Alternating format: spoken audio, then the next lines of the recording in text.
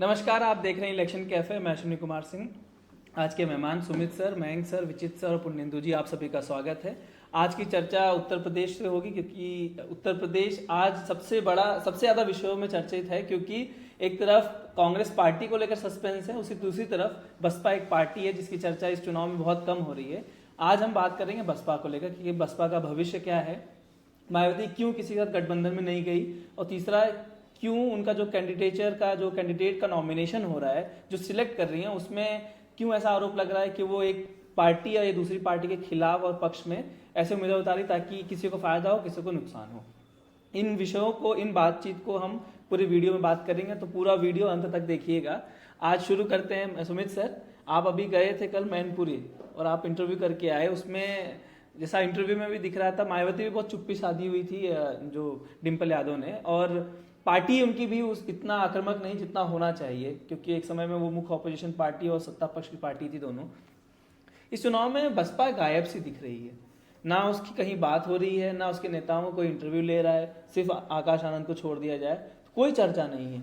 आपको लगता है कि ये चर्चा, हो सकता है मीडिया को ही बाद में भारी पड़े, क्योंकि भाई वोटर तो है उसका, अभी भी नेता तो मेहनत कर रहे हैं, लेकिन परसेप्शन में वो गायब है। हो सकता है साइलेंट किलर। आपसे काउंटर सवाल, बहुत लंबा सवाल पूछते हो, एक तो आप छोटा सवाल पूछो। इसलिए कह रहा हूँ कि आपने कहा कि कोई दूसरी पार्टी, दूसरा कैंडिडेट नहीं दिख रहा उनका। मेरा आपसे सवाल है, कभी आपने दूसरा देखा मायावती के अलावा? इतने चुनाव आपने देख लिए, बीएसपी से कौन से नेता का इंटरव्यू देखे आपने? नहीं, बसपा में मेन नेता मायावती है, भले ही किसी और के नेता, नसीरुद्दीन सिद्दीकी का इंटरव्यू देखा? जब अपने पावर पे थे तब था ना उनका। देखा नहीं, आज जब चुनाव की बात कर रहा हूँ, चुनाव के वक्त में बसपा से कौन व्यक्ति इंटरव्यू देता है आज तक? मुझे बता दीजिए। नहीं, देखिए, बसपा दरअसल चुनाव ऐसे ही लड़ती है। बसपा के चुनाव लड़ने का तरीका है, वो टीवी चैनल्स में नहीं जाते हैं, उनको बड़े बड़े एंकर्स, बड़े बड़े यूट्यूबर्स नहीं चाहिए, क्योंकि उनका जो वोटर है वो गरीब तबके का वोटर है, पिछड़ा है, परेशान है, वंचित वर्ग जिसको कहा जाता है अपनी राजनीति में, वो उस तरह का वोटर है। और वो उन्हीं लोगों के बीच में कैंपेन करते हैं, और वही कैंपेनिंग उनको फायदा भी पहुंचाती है। इस बार उनके लिए ये करो या मरो का चुनाव है। आपने आज का टॉपिक बहुत अच्छा चुना है कि भाई इस पूरी लड़ाई में बसपा कहाँ है। बसपा इस लड़ाई में आपको विलुप्त होती सी दिखाई देती है, क्योंकि बीते 4 चुनाव में 14, 17, 19, 22 इसमें लगातार बसपा का वोट बैंक कम हो रहा है। इनफैक्ट विधानसभा में अब एक आदमी रह गया, एक एमएलए उनका। लोकसभा में पिछली बार 10 आए थे, वो 10 के 10 टूट गए अमूमन। मेरे ख्याल से एक को भी रिपीट नहीं किया है, सब के सब कोई बीजेपी चला गया, कोई सपा चला गया। तो स्थिति मायावती की आज की डेट में बीएसपी के लिए ये है कि वो दो चीजें, एक तो ट्रांजिशन फेज है, आकाश आनंद को एस्टेब्लिश करना है, उनको वो अपना नया उत्तराधिकारी के तौर पर घोषित कर चुकी है, नेशनल कोऑर्डिनेटर जो बनाते हैं वो बना चुकी हैं। और दूसरी वजह ये कि खुद उम्र के उस पड़ाव में कि अब वो इतनी एग्रेसिव पॉलिटिक्स नहीं कर सकती है, वो 70 की कैटेगरी में आ रही है, उन नेताओं की कैटेगरी में जो 70 साल के आसपास है। तो उन्होंने इस चुनावों के जरिए, इस पूरे उत्तर प्रदेश के इन 80 सीटों के जरिए, अच्छा आकाश जो है वो राजस्थान में भी कैंपेन कर रहा है, आकाश साउथ में भी गए थे, आंध्र प्रदेश में भी कैंपेन करने गए थे, तो आकाश का काम कर रहे हैं। ये कहना कि आकाश नहीं दिखाई दे रहे हैं, ये गलत है। आकाश के इंटरव्यूज, आकाश की चीजें सोशल मीडिया पे इजीली अवेलेबल है। मैंने कहा आकाश दिखाई दे रहे हैं। आकाश का सोशल मीडिया हैंडल बहुत एक्टिव है। आकाश की जितनी भी चीजें हो रही हैं, आकाश की हर चीज उनके ट्विटर अकाउंट पे, उनके यूट्यूब अकाउंट पे, उनके यूट्यूब चैनल पर देखने को मिलती है। बड़े चैनल क्यों नहीं दिखा रहे हैं, इस पर हम लोग किसी और दिन बहस कर लेंगे। इस पर हम 50 बार बहस कर भी चुके हैं कि बड़े चैनल पर बड़े नेता छाए रहते हैं तो छोटी पार्टियां, छोटे नेता पीछे छूट जाते हैं, इसीलिए वो नहीं दिखाई दे रहे हैं। अब काम की बात करता हूं, जो अब जिसकी वजह से आप इनसे हम चर्चा कर रहे हैं, क्या बीएसपी इन चुनावों में बीजेपी को फायदा पहुंचा रही है? कुल मिलाकर आपने जो 3 सवाल पूछे, उनका निचोड़ मुझे समझ निकल कर आया कि बसपा का क्या रोल है इन चुनावों में। वो चुनाव जीतने के लिए लड़ रही है कि लोगों को हराने के लिए लड़ रही है? इन जनरल परसेप्शन ये है कि जिस तरीके से उन्होंने अभी तक 78 उम्मीदवारों में से 23 मुस्लिम कैंडिडेट उतार दिए हैं, और अखिलेश ने अपने अनाउंस जो 62 या 63 सीटों पर लड़ रहे हैं, उसमें 4 ही उनके मुसलमान कैंडिडेट लड़ रहे हैं। तो ये इंप्रेशन जा रहा है कि जो मुसलमान कथित कह लो या अमूमन सपा के साथ रहता था, वो अब सपा ने उसको टेकन फॉर ग्रांटेड ले लिया है कि सपा, कांग्रेस हमारे साथ है तो मुसलमान हमको वोट करेगा। उस चीज को शायद मायावती इनकैश करना चाह रही हैं इस पूरे घटनाक्रम के जरिए कि उन्होंने 23 उम्मीदवार ऑलरेडी मुसलमानों के लड़ा दिए हैं, और उन जगहों पर लड़ा दिए जहां पर सपा के उम्मीदवारों के जीतने के चांसेस हैं। मतलब जहाँ पे लड़ाई में आप कह सकते हैं कि अपर एज है सपा का बीजेपी के कंपैरिजन में, तो ये इंप्रेशन जा रहा है कि मायावती क्या इन चुनावों को बीजेपी की मदद के लिए लड़ रही हैं। पर मेरा इस पर काउंटर सिचुएशन है जिसमें मैं चाहता हूँ कि ये तमाम विमर्श हो। अखिलेश यादव ने इस क्या ले आओ यार, चाय पिलाओ यार, चाय पीने का मन भी कर रहा था। अखिलेश यादव ने इस पूरे चुनाव को पीडीए का चुनाव कर दिया है, पिछड़ा दलित अल्पसंख्यक। अखिलेश ने यह नारा कई दिनों पहले दे दिया था, पिछड़ा दलित अल्पसंख्यक। वो क्यों? उसमें पिछड़ा तो अल्पसंख्यक तो अखिलेश के पास है, पिछड़ा दलित कहाँ था? वो मायावती के पास था। तो वो मायावती के हाँ दलित इनके साथ था, पिछड़ा वो लेना लाके आना चाहते हैं। तो वो मायावती के वोटर को वो जब टारगेट कर सकते हैं कि अब आप देखिएगा जो समाजवादी पार्टी का ट्विटर हैंडल का पेज है उसमें वो तमाम पिछड़े नेता लगे हुए हैं जो मायावती की सरकार के समय पोस्टर पर लगे होते थे। ज्योतिबा फूले और बहुत से दलित नेताओं की तस्वीरें हैं जो सपा के पोस्टर पर नहीं दिखती थी। जनेश्वर मिश्रा, मुलायम सिंह यादव, लोहिया दिखते थे, वहां पर कम से कम 20 फोटो लगी हुई हैं जिसमें से 5 या 7 तो पिछड़ों के नेता हैं, है ना। तो मेरा उसमें कहना है इस पूरी कहानी में कि जब अखिलेश उनके वोट बैंक पे कब्जा करने की कोशिश कर रहे हैं तो मायावती क्यों नहीं मुसलमानों को खड़ा करें? मायावती क्यों नहीं उसकी मदद करने की कोशिश कर रही? एक ये सवाल ये है कि क्या बहन जी जीतने के लिए लड़ रही है, हराने के लिए लड़ रही हैं? आपकी बात से ये सवाल निकल गया। मेरा काउंटर है कि क्या मायावती या बीएसपी की ऐसी औकात अभी, हैसियत है अभी कि वो किसी को फायदा पहुंचा सके? क्योंकि हम लोग बोलते हैं ना कि बीएसपी का इतना वोट है, वो हुआ करता था 2012 के बाद से लगातार गिर रहा है। और अगर वो दलित की राजनीति ही करती हैं तो यूपी में बहुत बड़ा तबका है, दलित का वोट बैंक बहुत स्ट्रांग है। मतलब 20% जो नेशनल एवरेज है उससे बहुत ज्यादा यूपी में है। अगर सिर्फ उसी का वोट मिलता तो बीएसपी का वोट परसेंटेज इतना कम नहीं होता, लगातार कम हो रहा है। अब तो मेरे ख्याल से 10% के नीचे चला गया। 22% विधानसभा में 13% है और लोकसभा में 20%। हाँ, तो इतना कम तो यही है यूपी की बात गठबंधन था। हाँ, तो अभी बीएसपी शायद किसी को नफा नुकसान करने की हालत में भी नहीं है। मेरा काउंटर नहीं, लेकिन जो बात हो रही है इसमें, जो सुमित सर ने बताया, एक आंकड़ा दिया कि 23 उन्होंने मुस्लिम उम्मीदवार किए हैं, तो एक मैसेजिंग वो ये दे रही हैं। और देखिए बहुत सारे जो मुस्लिम कम्युनिटी के लोग वो इस बात से कहीं ना कहीं कुछ लोग नाराज भी हैं। सोशल मीडिया पे मैंने बहुत सारी पोस्ट देखी कि समाजवादी पार्टी क्यों हिचक रही है मुसलमानों को टिकट देने में, और वहीं बहुजन समाज पार्टी बहुत ज्यादा उसने मुस्लिम्स को टिकट दिए हैं। तो अखिलेश ये कहानी क्या देखो, कहती है? अखिलेश ने विशेष जी आप भी बोलिएगा, बस एक लाइन बोल रहा हूँ। अखिलेश ने बहुत बड़ी संख्या में निषादों को, कुर्मियों को, इस तरह के लोगों को टिकट दिया है जो गैर यादव ओबीसी, जो गैर यादव ओबीसी है, जो मायावती का वोटर था। बिल्कुल। तो अखिलेश ने यहाँ मुसलमानों की संख्या घटाकर 4 पर ले आए। यादवों में सिर्फ परिवार के 5 व्यक्ति लड़ रहे हैं, मेरे ख्याल से अगर मैं गलत नहीं हूँ तो 5 ही व्यक्ति लड़ रहे हैं, वो जो 5 परिवार के लोग हैं। छठा यादव है ही नहीं उनका। बाकी जो 60 सीटें बांटी है उन्होंने, करीब 50-52 सीटें वो कुर्मी निषाद पर फोकस कर रखा है। तो वो मायावती के वोट बैंक में सेंध लगाने की कोशिश कर रहे हैं। थोड़ा सा मायावती का वोट बैंक हुआ करता था, बाद में पिछले 2-3 चुनाव से बीजेपी में शिफ्ट हो गया है। और एक चीज और है, मायावती के आसपास सिर्फ जाटे बचा है अभी तक। मायावती मल्लाह वोट को, निषाद जिसे कह रहे हैं, उन वोटों को सबसे पहले बड़े पैमाने पर अपने साथ एग्रेशन के साथ और इमोशन के साथ मुलायम सिंह यादव ने जोड़ा था 1996 में, जब फूलन देवी को उन्होंने टिकट दिया था। वो एक बड़ी चीज थी। और फूलन देवी ने ये जो बलिया के अभी थे वीरेंद्र मस्त, उनको हराया था मिर्जापुर से, ये हुआ। दूसरी बात एक्चुअली क्या है कि बीएसपी अपने राजनीतिक वजूद के जो 40 साल की बीएसपी हो गई 1984 से 2004 में, सबसे चर्निंग और टर्निंग पॉइंट पर खड़ी है। वो आत्म मंथन में से भी गुजर रही है और अब उसको एक ऐसे मोड़ पर खड़ी है जहां उसको एक रास्ता तय करना होगा। जो मयंक जी ने भी कहा और सुमित जी ने भी पहले कहा कि बीएसपी अपनी राजनीति, उन्होंने कहा कि अपनी राजनीति कर रही है सुमित जी, और मयंक जी ने कहा कि बीएसपी में लगातार तेज गिरावट आ रही है। क्या वो हराने के लिए लड़ रही है? ये काम तो, ये फार्मूला तो कांसीराम का था कि पहला चुनाव हारने के लिए, दूसरा हराने के लिए और तीसरा जीतने के लिए। बीएसपी इन तीनों फेज से गुजर चुकी है। पहला चुनाव हार चुकी है, बाद की चुनाव वो हरा चुकी है, और 2007 से 12 तक वो चुनाव जीत चुकी है। पूर्ण बहुमत की सरकार उत्तर प्रदेश में बना चुकी है। उसके बाद जो पतन शुरू हुआ, अब ये बीएसपी वो बीएसपी नहीं है जो कांसीराम ने बनाया था और मायावती को सुपुर्द किया था। कांसीराम ने देखा जाए तो एक अद्भुत राजनीति शुरू की थी जो वंशवाद की राजनीति के बिल्कुल पलट था।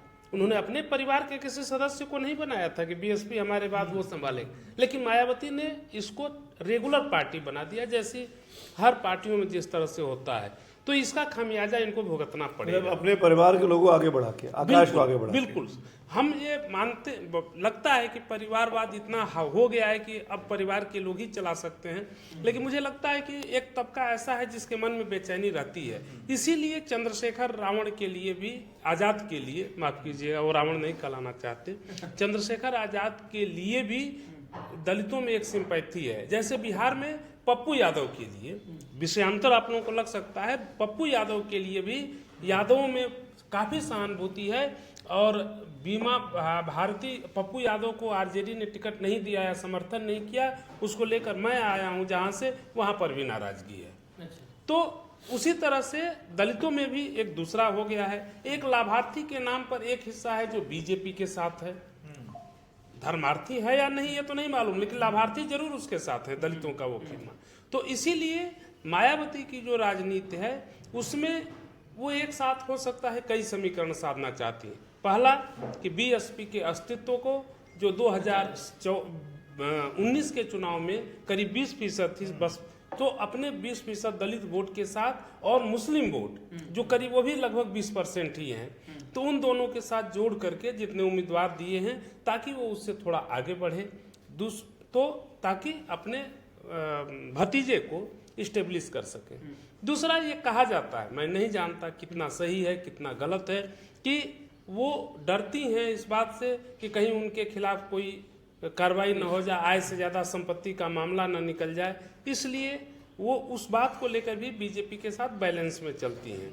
लेकिन तीसरी बात है, तीसरा ये पॉइंट दूसरा हो सकता है, और तीसरा पॉइंट कि भविष्य में मायावती जितना अपने राजनीति को लेकर दृढ़ दिखती हैं उतना ही वो गठबंधन बाज भी हैं, गठबंधन करती हैं जितनी शिद्दत से, उतनी उससे ज्यादा शिद्दत से वो गठबंधन तोड़ती भी हैं। तो एक गठबंधन के लिए वो रास्ता खोलने का एक तरह से कहें कि भविष्य में किसी के साथ, चाहे वो सपा के साथ हो, जैसे कि हमको अभी कुछ देर पहले सुमित जी बता रहे थे कि सपा के नेता भी बीएसपी या मायावती के खिलाफ कुछ नहीं बोलते हैं, अभद्र नहीं बोलते हैं, जो पहले जिस तरह से सपा के नेता बोलते थे। तो ये एक है कि भविष्य के लिए एक दरवाजा खोल कर रखा जाए। क्या अभी आपको लगता है आप सभी को कि बहुत जल्दीबाजी होगी ये कहना कि बसपा खत्म हो रही है और खत्म हो गई? बिल्कुल उसका वोटर जो है एकदम साइलेंट हो रहे हैं। आपकी बात हुई स्टार्टिंग में। बीच एक उदाहरण दे देता हूँ खाली, कि 2009 के 12 के चुनाव में बीजेपी किस नंबर पर थी?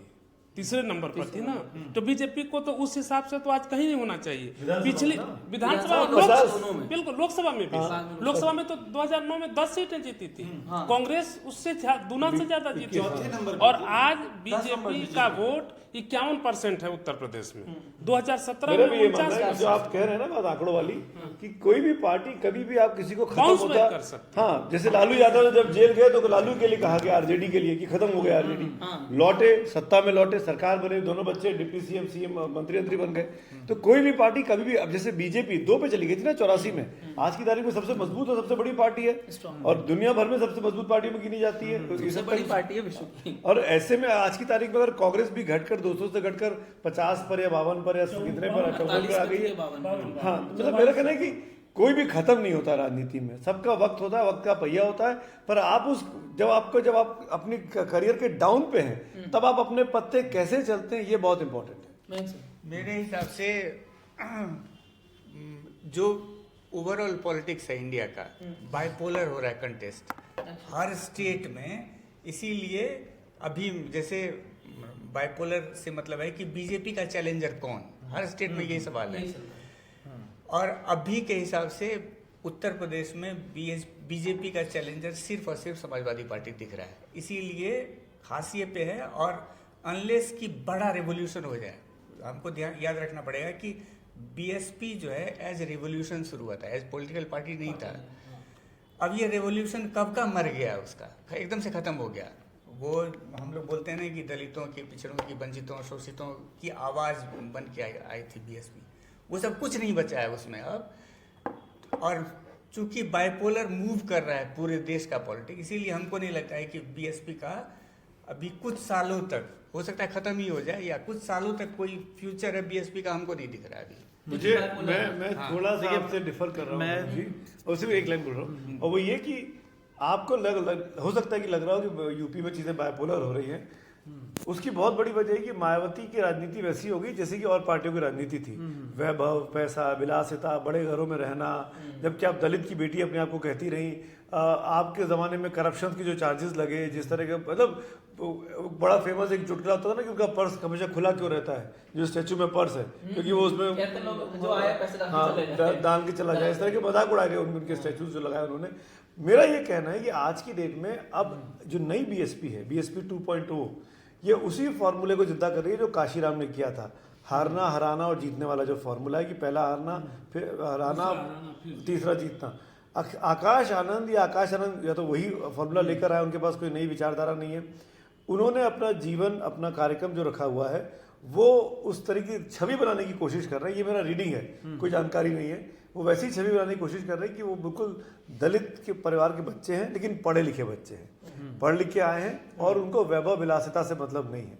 वो उस दिशा में काम कर रहे हैं। वो चाहे जैसे भी रहते हों, अरविंद केजरीवाल जैसे भी रहते हो, लेकिन वो आज भी ढीली कमीज और ढीला पजामा पहनते हैं, पैंट पहनते हैं, ताकि वो छवि उनकी बनी रहे।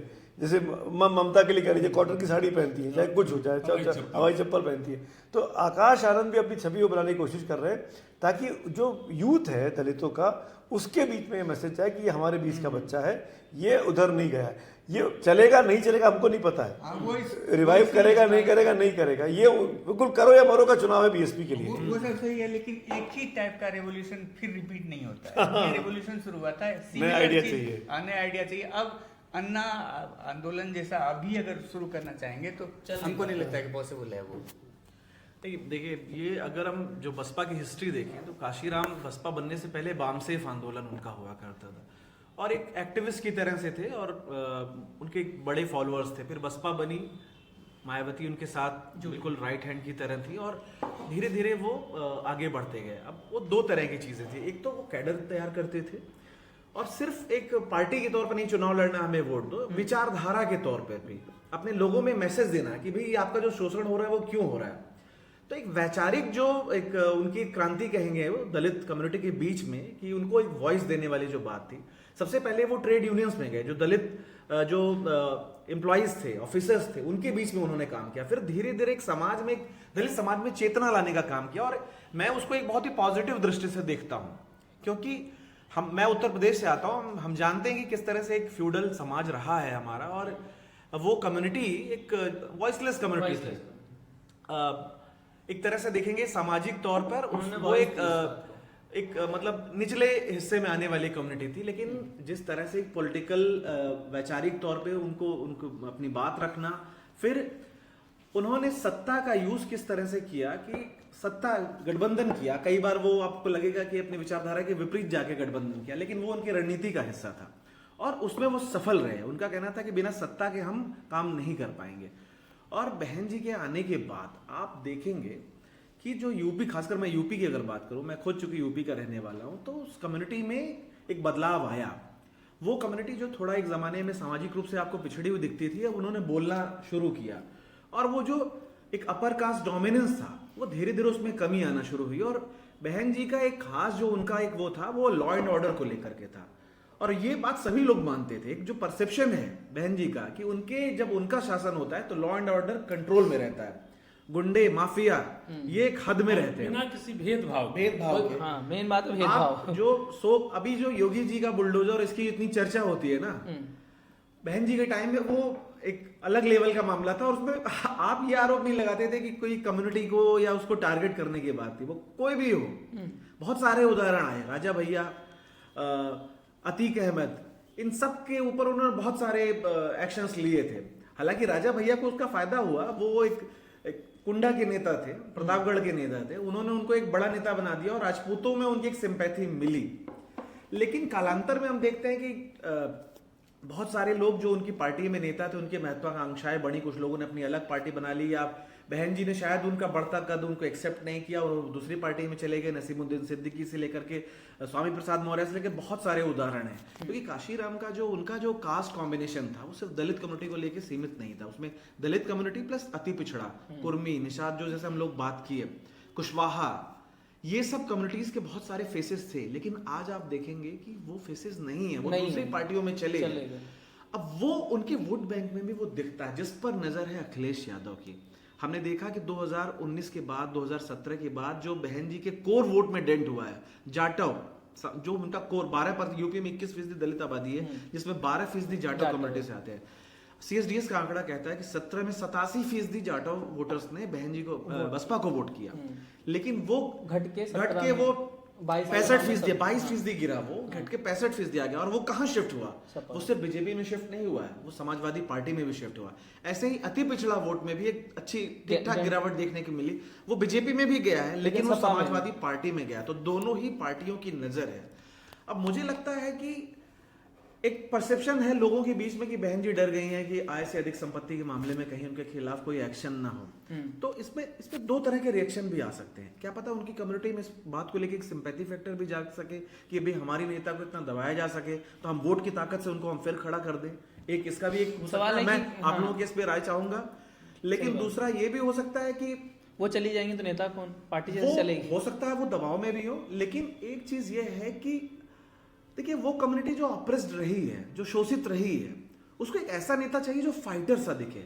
हमने बहन जी का वो कैरेक्टर देखा है, सड़क पर भी उतरने वाला कैरेक्टर देखा है। मुझे याद है, मैं तो इलाहाबाद से आता हूँ, जब राजू पाल की हत्या हुई थी और अतीक अहमद वो वहां गई थी, बाद में गई थी, जो उनकी जो बाद में खैर वो बसपा से विधायक हुई, राजू पाल की जो पत्नी पूजा पाल, फिलहाल वो समाजवादी पार्टी से विधायक हैं, बाद में वो शिफ्ट हो गई। लेकिन वो वहां गई थी उनसे मिलने, और एक मैसेजिंग होती है जब एक बड़ा नेता जाता है, एक जिसके पति को मार दिया गया, जो बसपा का निर्वाचित विधायक था, शादी हुए बहुत चंद दिन हुए थे, और वो जाती है, गजब की मैसेजिंग हुई थी।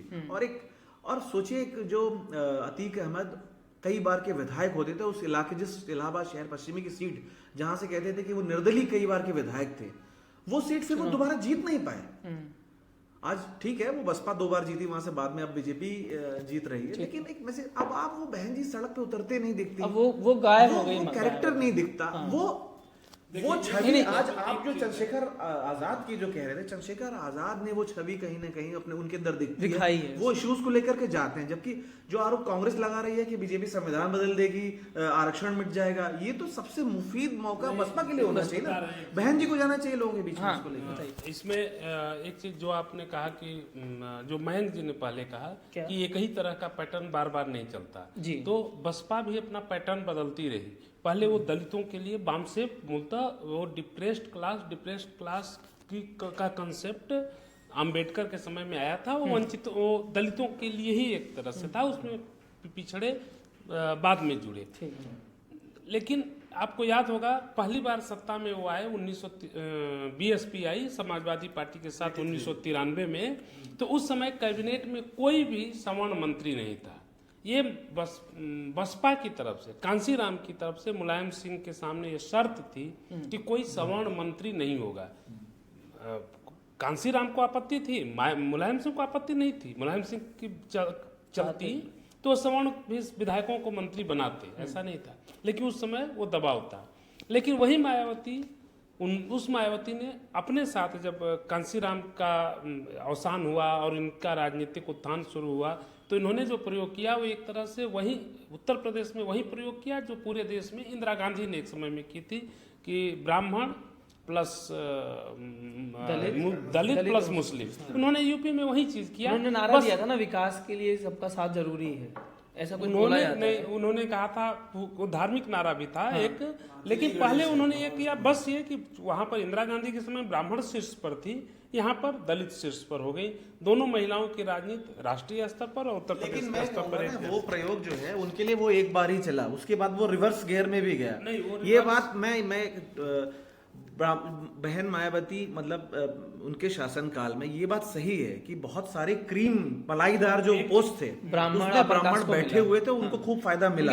लेकिन उसका एक रिएक्शन उनके कोर वोटर में भी गया। एक चीज और भी है कि देखिए, जब इंदिरा गांधी के ये विषयांतर हो जाएगा इसलिए बहुत ज्यादा उस पर नहीं जाएंगे। ठीक है, हाँ। जब इंदिरा गांधी के समय में जो दलित वोटर थे वो एक चुनाव में ही इतना नहीं उकता जाने वाले थे कि अब अगले चुनाव में वोट नहीं देंगे। एक 1977 को छोड़कर उसमें भी दिए होंगे, मुझे नहीं आंकड़ा बहुत ज्यादा पता उसका, लेकिन 1900। और दूसरी बात कि दलितों में उतनी ज्यादा उच्च आकांक्षाएं नहीं थी जो ब्राह्मणों में होगी, क्योंकि ब्राह्मण समाज में ज्यादा आगे हैं, इसलिए वो समाज में बहुत कुछ हासिल कर चुके हैं, इसलिए उनके अंदर होगा कि हमें ये और चाहिए। तो इसलिए वो बेचैनी उनके अंदर भी, देखिए ब्राह्मणों ने भी साथ छोड़ दिया, ऐसा नहीं है कि 2012 में सब साथ छोड़े तभी तो पार्टी की हालत खराब है। हाँ, वो अब लोग बेचैन होते हैं। बीजेपी 10 साल से जीत रही है, ये हिंदुत्व का सीमेंट है या कुछ, ये अलग व्याख्या हो जाएगी। तो लेकिन मैं मयंक सर की बात जो उन्होंने कहा कि बाइपोलर कॉन्टेस्ट हो रहा है, इसलिए हम देश और प्रदेश की भी बात देखें तो बाइपोलर कॉन्टेस्ट में दो ही पार्टी है, चाहे इधर रहो चाहे उधर रहो, थर्ड का कोई योगदान नहीं। सवाल ये है कि जो बसपा सपा के साथ 19 में 10-15 सीटें पाई थी गठबंधन की मिला के, 10 मतलब उनका और 5 सपा का, तो इस बार 24 में क्यों गायब रहे सुमित सर? क्या उसको सीट नहीं चाहिए या उसको अपनी जमीन तैयार करते हुए दिखता है कि दिखना है कि भाई नहीं हमें नहीं चाहिए, या आपको लगता है कि कोई और है जो चाहता नहीं है कि दोनों का गठबंधन फिर से हो ताकि कोई दिक्कत हो? आपको क्या नजर आता है? बताइए, आप बताइए। पहले आप फिर नहीं, मैं देखिए, मैं फिर आप वहीं आगे जहाँ से चर्चा शुरू की थी, मैं इस बात से कतई सहमत नहीं हूँ कि कोई है जो चाहता है कि ऐसा हो जाए वैसा हो जाए। बसपा की स्थिति खराब हुई है, हमको इस वस्तु स्थिति को नकारना नहीं चाहिए। वो भी अपने आप को रियलाइज कर रहे होंगे कि उनकी स्थिति क्यों खराब हुई, क्यों सब लोग चले गए।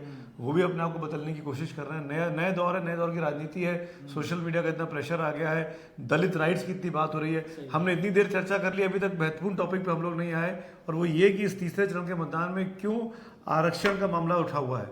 वो इसीलिए उठा हुआ है कि अब जो सीटें आ रही हैं, यहाँ पर सबसे अधिक ऐसा वर्ग है, ऐसा पिछड़ा वर्ग है जो जातीय जनगणना से अगर होती है, अगर जातीय जनगणना को लेकर बातचीत हो तो उस वर्ग को सीधा सीधा फायदा होगा, उनके अधिकारों की चीज़ सामने आएगी। उनके इसीलिए बीजेपी के नेता हर मंच से ही कह रहे हैं, नरेंद्र मोदी से लेकर अमित शाह तक और नड्डा साहब तक, कि हम संविधान को बदलने वाले नहीं हैं। आरक्षण के लेकर जब चर्चाएं फैलाई जा रही हैं, क्योंकि इस जैसे कि हमने कहा ना, इस फेज के चुनाव में जिस तरीके से अखिलेश ने कैंडिडेट दिया और जिस तरीके से मायावती ने, मैं स्पेसिफिकली यूपी की बात कर रहा हूँ, वो कैंडिडेट ये इशारा कर रहे हैं कि अगर जातीय जनगणना को लेकर अगर बीजेपी की कमजोर नब्ज है वो उसको कोई दबा सकता है, तो जातीय जनगणना का मुद्दा उठा सकता है।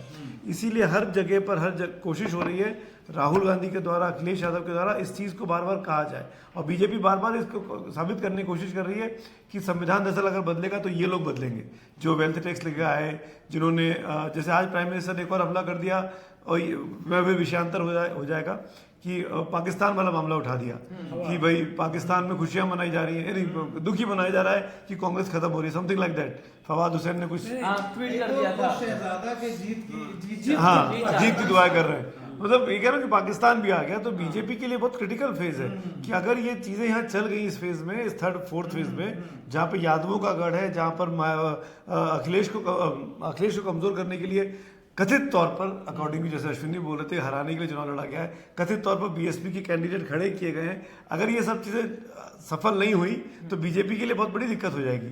तो बीजेपी के लिए इस चुनाव में यूपी में सफल होना, 3rd 4th और 5th फेज जो यादवों के गढ़ में चुनाव हो रहा है, ये यादवों की बेल्ट है, ये मैनपुरी अभी है, फिर कन्नौज है, फिर उसके बाद का इलाका है, आजमगढ़ की तरफ चुनाव चला जाता है।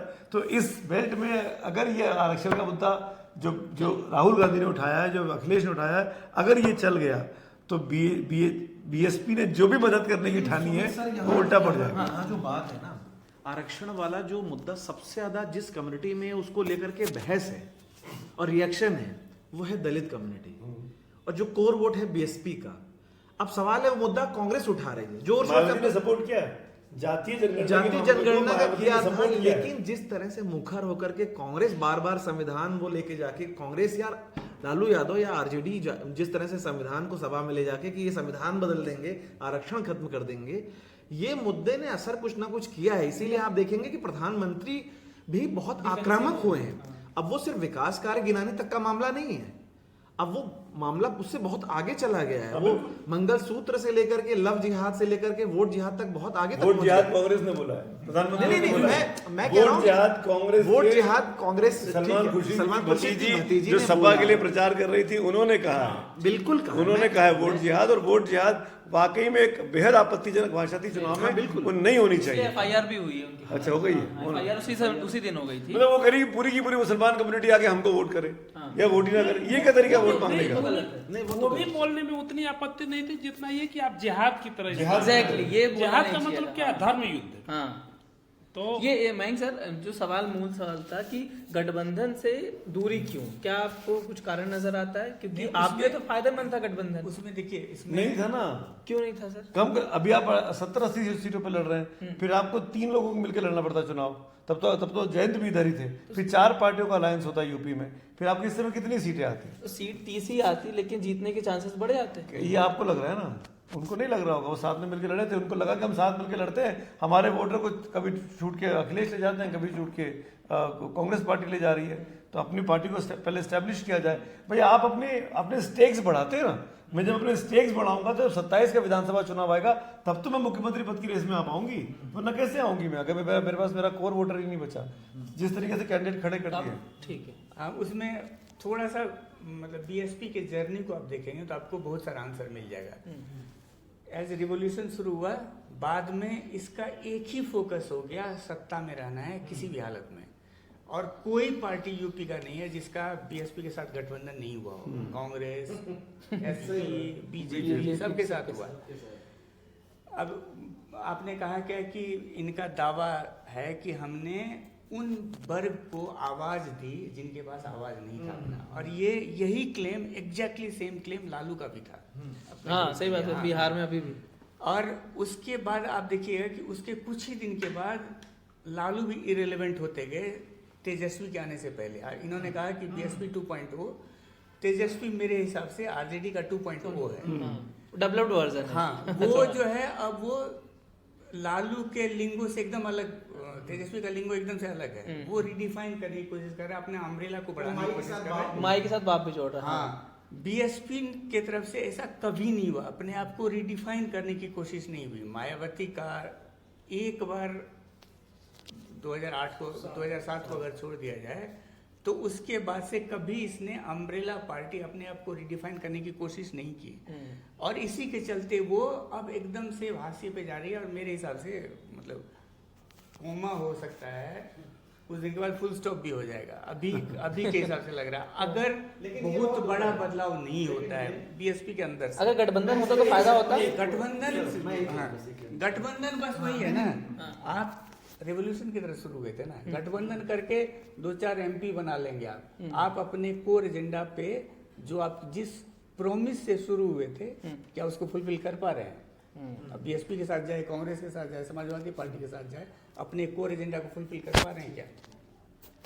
मैंने ये बात पहले भी इसी शो में बोली है, लेकिन अगर जैसा मयंक सर कह रहे हैं, अनुमान लगा रहे हैं कि ये कॉमा फुल स्टॉप अगले में शायद खत्म हो जाएगी बीएसपी, लेकिन ये एक दुखद वो होगा, क्योंकि एक राज्य जिसकी 21% दलित आबादी है, और उस कम्युनिटी के एस्पिरेशंस को ये पार्टी कहीं न कहीं मतलब लोकतांत्रिक तरीके से उठाती रही है, उनके अधिकारों के उसको लेकर वो बदल गई करती ना। रही है। अब बीजेपी ने उस कम्युनिटी को दे दी ना चीजें। अब प्रधानमंत्री बैठ के उस कम्युनिटी के पैर धो रहे हैं ना, प्रधानमंत्री नरेंद्र मोदी ने पैर धोए ना, एक symbolic सबका चीज साथ है। सबका विकास, 80 करोड़ लोगों को अनाज मिल रहा है ना, उसी कम्युनिटी, मैक्सिमम लोग किस कम्युनिटी के होंगे, उसी कम्युनिटी से होंगे ना। सर मैं कह रहा हूँ कि नहीं तो क्या बीजेपी कोई दलित को बना देगी मुख्यमंत्री? दलित को मुख्यमंत्री क्यों नहीं बना देगी? देगी? क्यों नहीं बना सकती? आप जब बंगारू लक्ष्मण को अध्यक्ष बना सकती है तो वो भी हो सकता है, क्यों नहीं हो सकता? नहीं बता दोनों में अंतर है, दोनों में नहीं अंतर है। देखिए, नहीं अंतर, मैं बता रहा हूँ। देखिए पैर धोने और पावर नहीं, पैर धोने और पावर देने दोनों में फर्क है। जैसे आपने पावर से माइक खींचा। मैं बता रहा हूँ, नहीं एक चीज बताऊं, ये कोई जरूरी नहीं है कि चूंकि ये गणित का नियम नहीं है कि 2 आदमी मिलकर के 4 दिन में काम करते हैं तो 6 आदमी मिलकर कितने दिन में काम करेंगे। बीजेपी, मैं ये नहीं कह रहा हूँ बीजेपी दलितों के साथ उस तरह जुड़ सकती है जो मायावती जुड़ी, लेकिन उत्तर प्रदेश में नहीं सही।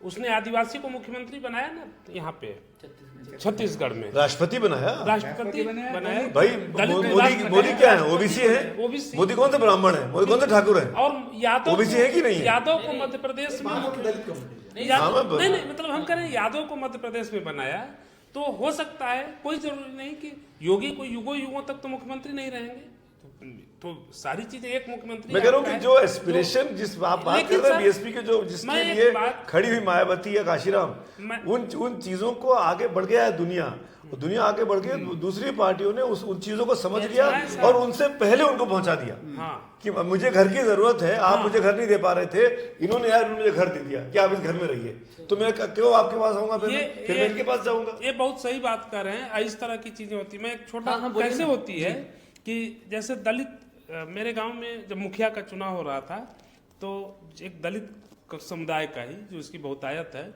आम लोग ये मानते हैं कि दलित तो दलित को ही वोट देगा, अपना भूल जाते हैं कि वो अपनी जात को देते हैं। तो एक मेरे यहाँ दलित था, मेरे साथ ही बैठा था, तो उनसे मैंने पूछा कि भाई आप किसको देंगे? उसने एक सवर्ण उम्मीदवार का नाम बताया और मुझसे ये भी कहा कि आपसे, चूंकि मैं खुल के बोलता हूँ इसलिए कहिएगा नहीं, मैं इसलिए दूंगा कि मेरी पत्नी जब बीमार हुई थी तो अपनी एम्बुलेंस से वो ले गया और दवा के लिए पैसे दिए थे। उसने अपने समुदाय का ये नहीं दिया। मुख्य चुनाव पार्टी के नाम पर नहीं होता, इंडिविजुअल होता है। बिहार में किया चुनाव ऐसे होता है। तो लेकिन वही बात यहाँ भी होती है, जिसको आपने सही कहा कि घर और छत मिली, उसके अलावा राशन मिला, तो वो सबका असर होता है। लेकिन एक चीज और भी है, मायावती की राजनीति को बहुत हद तक तय करेगा कि नगीना सीट पर क्या रिजल्ट आता है। अगर वहां चंद्रशेखर आजाद चुनाव जीत जाते हैं तो वो दलितों के बीच एक बहुत बड़े हीरो के रूप में, भले वो एक सीट हो, निर्दलीय है, लेकिन वो एक हीरो के रूप में। सही बात है ये। अगर वो चुनाव हार जाते हैं तो मायावती अपने भतीजे को लेकर के एक राहत की सांस लेंगी।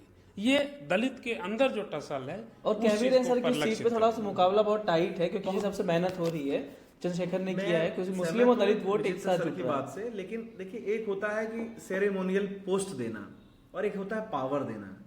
तो बहन जी जिस कद की नेता रही हैं दलित कम्युनिटी में, उतना पावरफुल लीडर दूसरे में है। देखिए, आप कहने को राष्ट्रपति बना दे, आप सीएम बना दे, पावर ही ना दे, तो फिर क्या फायदा? मोहन यादव, ये भी सब बहन जी बसपा की है, तो मतलब आपके पता है ना कि पावर है उनके पास। मोहन ये बात है कि अब बीजेपी क्यों ऐसा देख सकती है, लगता है कि हम ही दोनों खाली बोल रहे हैं। नहीं बीजेपी ऐसा क्यों देख रही है, या बीजेपी की तरफ कि देखिए, आप पिछड़ों में बात करिए, बिहार और उत्तर प्रदेश में यादव एक प्रभावशाली जाति है, और दोनों लालू और मुलायम निकले।